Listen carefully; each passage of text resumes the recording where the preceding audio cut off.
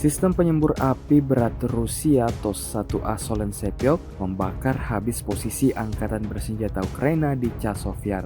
Rekamannya ramai beredar di media sosial Telegram pada Jumat 20 Mei 2024. TOS-1A Solensepyok mendukung aksi unit penyerangan melancarkan serangan besar-besaran terhadap benteng militer Ukraina, seperti yang terlihat dalam rekaman. Terhitung ada 4 kali ledakan dahsyat beruntun terjadi di wilayah yang ditargetkan.